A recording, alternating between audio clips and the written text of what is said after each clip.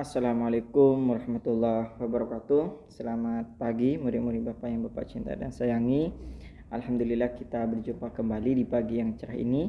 Marilah kita berdoa kepada Allah, meminta kepada Allah. Mudah-mudahan Allah selalu memberikan keselamatan kepada kita, memberikan kesehatan kepada kita. Semoga yang sakit Allah cepat angkat penyakitnya. Semoga yang sehat semakin sehat. Amin amin rabbil alamin.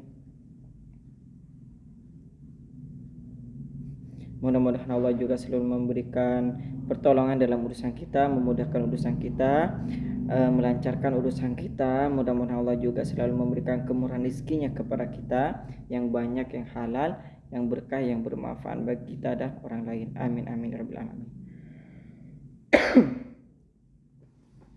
Baik murid Bapak, untuk hari ini kita akan belajar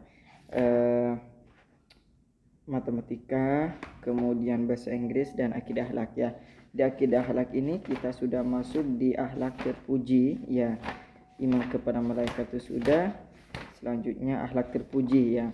Akhlak terpuji itu merupakan perilaku baik kita yang kita lakukan, itu akhlak terpuji ya. Akhlak terpuji itu yang akan kita pelajari itu buka halaman 34. Di situ yang pertama itu taat kepada Allah, kemudian taat kepada Rasul, kemudian taat kepada orang tua, kemudian yang terakhir hormat dan patuh kepada guru.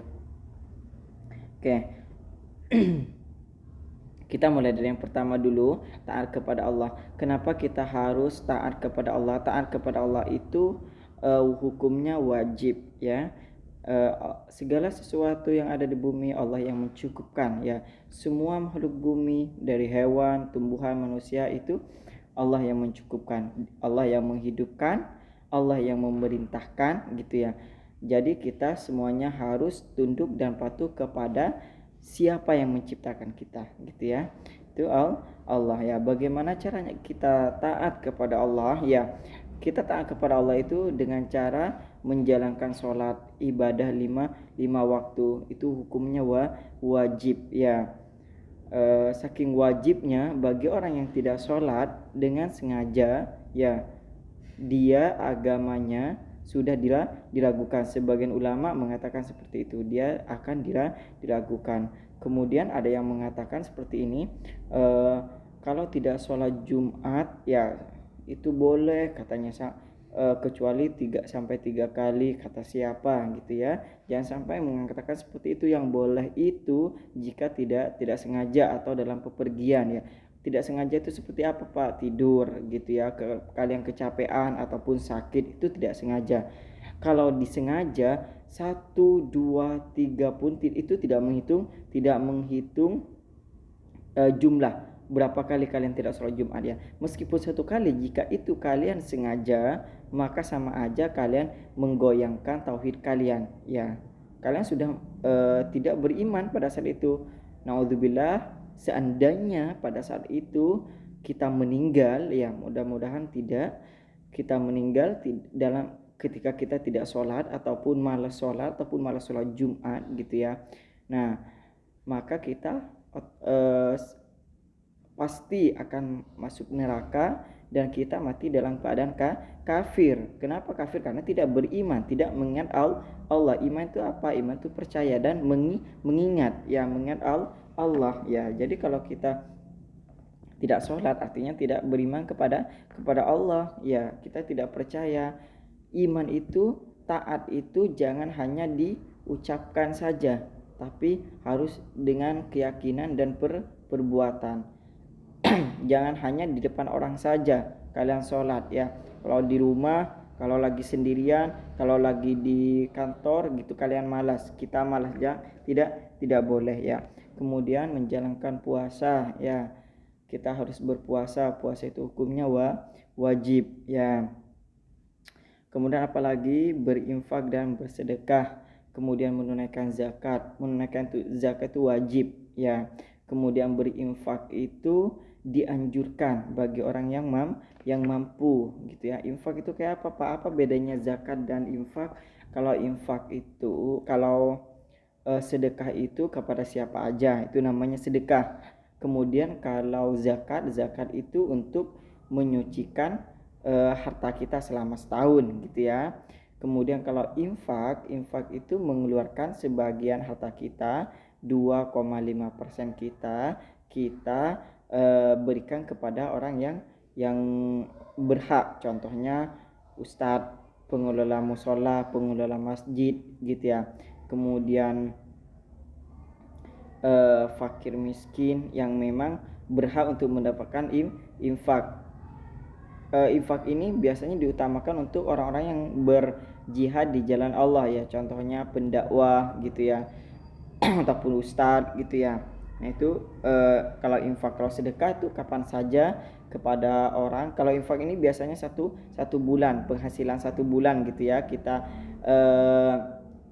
jumlahkan. Seumpama gaji kita itu berapa, seumpama 2 juta dalam sebulan, maka ambillah 2,5-nya ya. 2,5 itu berapa? 50.000 gitu ya. 50.000 kita sedekahkan, kita infakkan ke masjid ya. Itu dalam sebulan ya. Kemudian kita harus tunduk ya. Dan salah satu kita taat kepada Allah ya, maka kita harus menjalankan perintah Allah, menjauhi larangannya ya. Itu bagaimana cara kita taat kepada Allah. Nah kemudian Allah memerintah kita untuk taat juga kepada Rasul ya. Salah satu contoh taat kepada Allah itu adalah taat kepada Rasul. Rasul itu siapa Rasul? Rasul itu adalah utusan Allah yang diutus oleh Allah untuk menyampaikan firman-firman Allah, menyampaikan apa yang Allah ingin sampaikan kepada manusia. Contohnya sholat. Di dalam Al-Quran itu tidak dijelaskan detail tentang sholat ya. Akan tetapi kemudian Rasul diutus, kemudian sholatlah kalian sebagaimana saya sholat gitu ya, kata Rasulullah. Jadi Rasulullah itu sholat, kemudian dilihat oleh orang sahabat, maka itu dijabarkan, dijelaskan kepada orang banyak. Oh begini Rasulullah sholat, begini Rasulullah berwudu gitu ya. Kalau dalam Al-Quran itu menggunakan bahasa umum ya. Jadi untuk mengkaji Al-Quran itu kita butuh seorang Rasul, kemudian ulama gitu ya. Kalau Rasul sekarang udah gak ada, maka kita pengganti Rasul itu ulama ya, ataupun ustadz ya. Bagaimana cara kita taat kepada Rasul? Cara taat kepada Rasul itu sangat mudah ya. Caranya itu yang pertama kita harus mengetahui tentang kehidupan Rasul gitu ya. Kita mencontoh kehidupan Rasul ya. Rasulullah, bagaimana Rasulullah kehidupannya, bagaimana cara Rasulullah berbicara, bagaimana cara Rasulullah memberi, bagaimana cara Rasulullah berdakwah, bagaimana cara Rasulullah menyayangi keluarga ya, bagaimana cara Rasulullah menyayangi anak gitu ya, bagaimana cara Rasulullah bergaul dengan kelompok di sana gitu ya, bagaimana cara Rasulullah makan. Nah gitu kita harus mencontohnya ya, meneladani kehidupan Rasulullah. Nah itu cara kita taat kepada Rasul ya. Perbuatan Rasul itu namanya hadis perbuatan gitu ya. Jadi meskipun Rasulullah tidak berbicara, cuma Rasulullah makan dengan menggunakan ini ya. Nah ada yang berpendapat seperti itu, kita disuruh makan seperti ini karena Rasulullah makan seperti ini. Karena ada ulama yang berpendapat bahwa Rasulullah makan seperti ini karena yang dimakan itu adalah kurma gitu ya. Jadi Rasulullah makannya seperti ini ya. Jadi itu boleh kalian contohkan gitu menggunakan 3 jari gitu ya. Itu bagaimana cara kita taat kepada Rasul. Sekarang berikutnya kita taat kepada orang tua ya. Orang tua itu adalah guru pertama kalian, terutama ibu ya.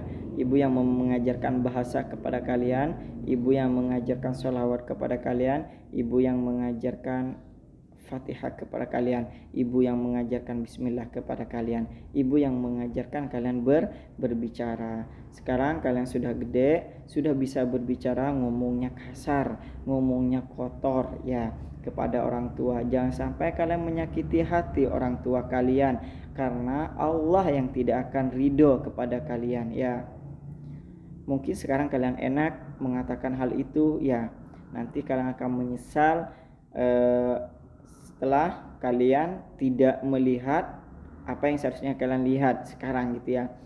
Mungkin kalian bisa mengatakan perkataan kotor, mengatakan melawan orang tua kalian karena dia masih ada. Seandainya dia tidak ada sekarang, maka kalian tidak akan mengatakan seperti itu. Seandainya orang tua kalian sudah meninggal, maka tidak akan ada perkataan seperti itu ya.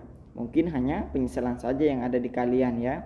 Jangan sampai seperti itu ya, itu tidak boleh. Taat kepada orang tua itu salah satu contohnya itu kalian mengikuti, menaati apa yang orang tua kalian perintahkan. Ngaji nak, nah kalian harus ngaji. Sholat, kalian harus sholat. Belajar, kalian harus belajar ya. Sebelum kalian pergi ke sekolah, ciumlah tangan orang tua kalian, karena di situ akan ada ridho Allah ya. Insya Allah kalian akan menjadi orang yang selamat di dunia wal akhirah, akan menjadi orang yang pintar, akan menjadi orang yang sukses. Pak, saya setiap mau berangkat sekolah saya selalu cium tangan ibu saya ya, tapi kenapa saya bego-bego sampai sekarang gitu ya, tetap aja bego ya, tidak tahu apa-apa. Nah mungkin ada beberapa hal ya, mungkin kepintaran kamu itu masih Allah tunda, ataupun kamu mencium tangan orang tua itu hanya ingin mendapatkan kepintaran saja. Itu salah, malah salah ya. Kalian mencium tangan orang tua kalian itu hanya ingin mengharap ridho Allah gitu ya, ikhlas ya. Atau kalian mencium tangan orang tua kalian karena bapak suruh, atau kalian mencium tangan kedua orang tua kalian karena ada temannya kalian ya, biar kalian dibilang alim, biar kalian dibilang taat kepada orang tua. Jangan ya, niatnya itu jangan sampai salah ya. Mintalah ridho Allah ya. Ridho orang tua itu ada di ridho Allah, itu ada di ridho orang tua ya. Kalau orang tua kalian sudah ridho kepada kalian, maka Allah pun akan ridho ya. Kalian cium tangan kepada orang tua kalian dalam hatinya mendoakan, ya Allah, anak saya mudah-mudahan menjadi anak yang soleh dan soleha. Didengar tuh sama malaikat nyampaikan kepada Allah, wahai Allah, ada seorang anak namanya si Fulan, dia mengharap ridhomu, dia mencium tangan orang tuanya. Kemudian orang tuanya berdoa di dalam hatinya agar dijadikan anak yang soleh dan soleha.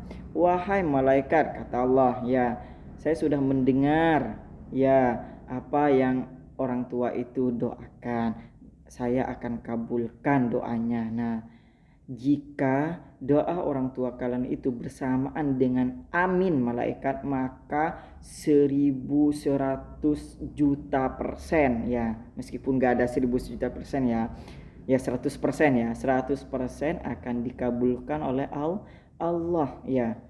Maka ketika kita bersama orang tua, minta doa orang tua gitu ya, karena kalau bersamaan dengan amin malaikat akan dikabulkan segera ya.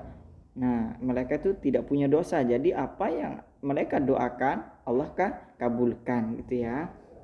Nah, jadi kalian jangan sampai menyakiti hati orang tua. Pak Guru emang Pak Guru gak pernah nyakitin orang tua. Pak Guru itu pernah nyakitin orang tua gitu ya. Malah dulu waktu Bapak kecil sama seperti kalian itu sama gitu ya. Cuman Bapak itu habis itu nyesel, minta maaf gitu ya. Kalau mau berangkat ke sekolah minta maaf gitu ya. Ibu, saya minta maaf, saya mau berangkat sekolah gitu. Nah, gak ada orang tua itu yang sakit hati ke anak ya. Tapi kebanyakan anak menyakiti orang tua, itu tidak boleh ya. Oke, sudah, sekarang kita masuk di taat kepada ini Rasul, orang tua. Sekarang masuk taat kepada guru. Di mana ini ya? Ini belum Bapak ubah. Oke, salah.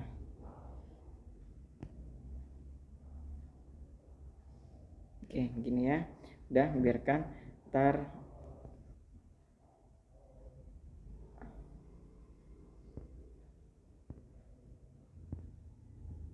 nah begini.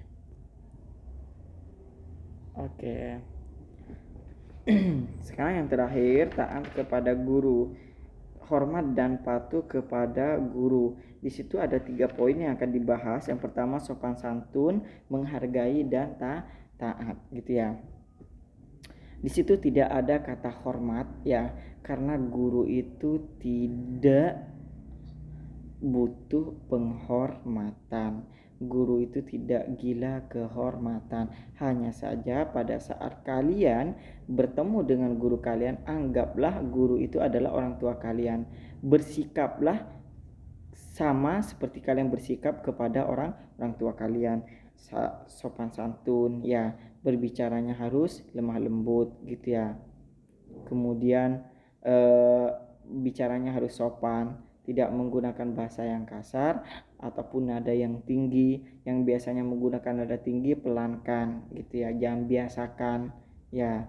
Itu bukan berarti guru itu butuh dihormati ya, enggak. Hanya saja itu salah satu contoh kalian berbicara seperti itu agar di luar sana nanti kalian akan terbiasa. Biasanya di sekolah itu kalian akan menampakkan jati diri kalian yang sebenarnya. Kalau kalian bertemu dengan teman-temannya di sekolah, maka di situ akan terlihat semua pribadi sikap buruk kalian. Nah, maka di situ guru pun nanti akan mengubahnya. Guru bisa menggunakan cara yang baik, maksudnya itu cara yang halus ataupun cara yang lebih keras lagi gitu ya. Bagaimana caranya kalian mengubah agar kalian disiplin ya, agar kalian bahasanya itu teratur gitu ya, tidak menggunakan bahasa yang jorok gitu ya, atau bahasa yang kasar nah atau kotor gitu ya. Nah kemudian di situ juga kalian diajarkan untuk menghargai ya. Menghargai itu bukan berarti menghormati ya. Artinya jangan sampai kalian lupakan guru yang sudah mengajarkan kalian. Meskipun kalian sudah naik kelas ataupun SMP ataupun SMA, ingat ya, kalau kalian bertemu sama gurunya, setidaknya kalian menyapa. Itu tandanya kalian menghargai. Kalau guru itu terkadang kan lupa saking banyaknya murid, tapi kalau murid itu mungkin tidak akan lupa sama gurunya. Oh dia Pak Masyhur ya, oh dia siapa kemarin Bu Upi, oh dia Bu Nita gitu ya, dia adalah guru saya. Kalau ketemu siapa ya gurunya, Ibu assalamualaikum gitu. Itu tandanya kalian sudah menghargai gitu ya. Kemudian di situ kalian diminta untuk taat ya. Taat itu apa Pak? Taat di sini berbeda dengan taat kepada Allah gitu ya. Nah, tidak, karena guru itu sama manusia ya. Jadi apa yang diperintahkan guru itu belum tentu semuanya benar. Yang benar kalian taati. Taat itu apa Pak artinya? Taat itu berarti kalian kerjakan. Contohnya Bapak nyuruh kalian ngerjakan tugas, kerjakan. Bapak nyuruh kalian datang jam 7, kerjakan. Bapak nyuruh kalian jangan nyontek, kerjakan ya. Kecuali kalau Bapak nyuruh kalian jangan sholat Jumat, jangan kerjakan. Itu gak boleh ditaati ya. Nah, taat itu kepada guru itu ada tempatnya juga ya. Kalau sekiranya Bapak itu menyuruh sesuatu hal yang baik, kalian taati. Kalau Bapak menyuruhnya sesuatu yang jelek atau buruk atau bertolak belakang dengan ajaran Islam, itu kalian bukan boleh, memang kalian harus melawannya gitu ya. Kalian harus tegur Bapak kan tidak boleh seperti itu. Nah gitu ya. Nah itu bagaimana caranya kalian taat ya.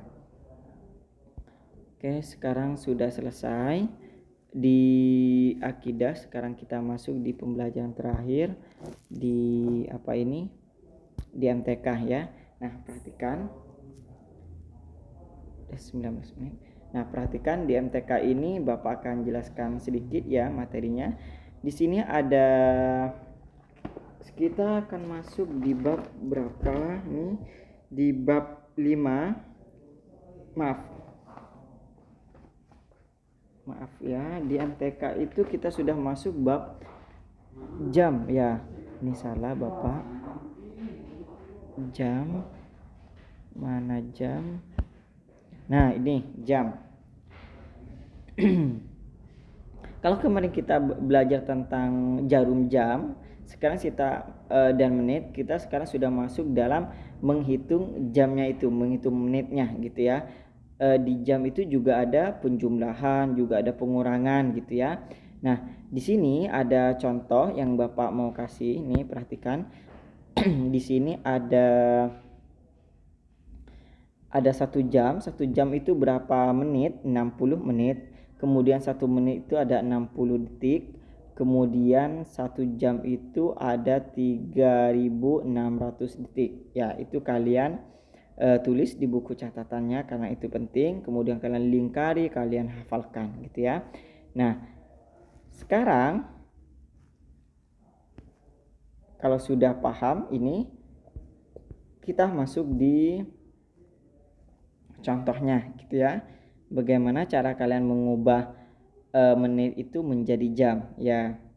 Perhatikan di sini Bapak kasih lembaran kosong ya. Perhatikan, Bapak mau kecilin. Seumpama Bapak menuliskan angka seperti ini, 70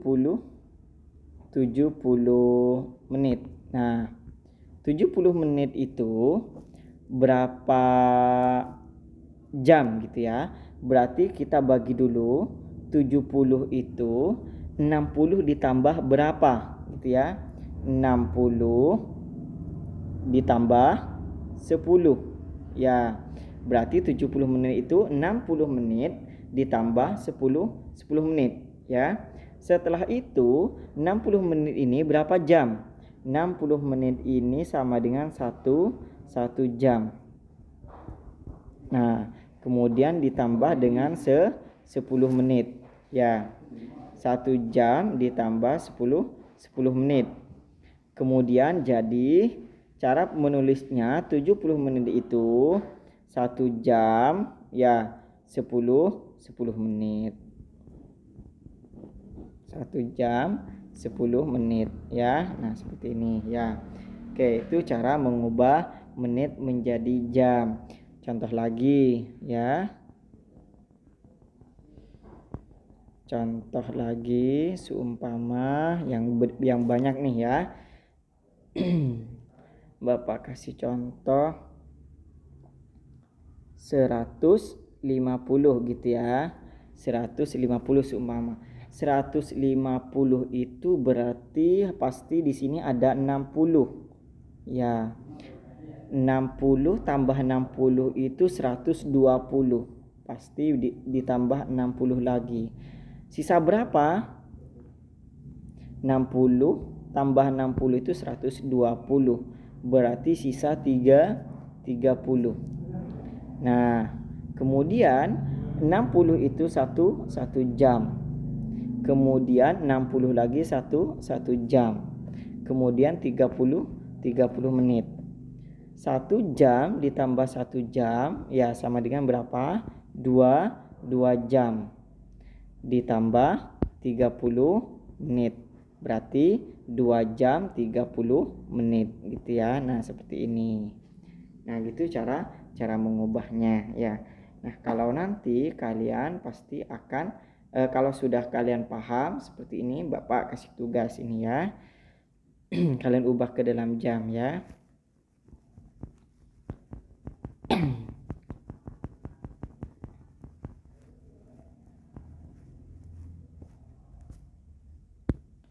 Bapak pakai ini karena laptopnya dipinjem ya.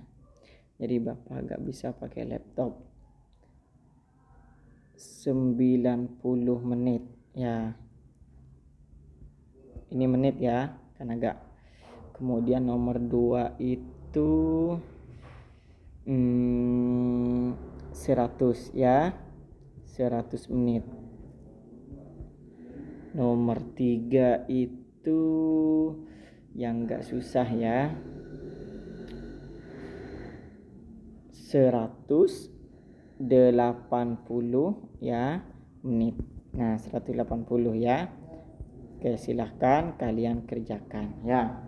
Oke, itu untuk pembelajaran jam seperti itu ya. Nah, nanti pertemuan berikutnya kalau sudah kalian paham ini, nanti Bapak akan Pak pakai cara enggak Pak? Pakai cara lah ya. Nanti Bapak akan jelaskan tentang mengurangin jam, menambah jam gitu ya. Contohnya seperti ini, Pak Masyhur berangkat ke sekolah jam 07.00.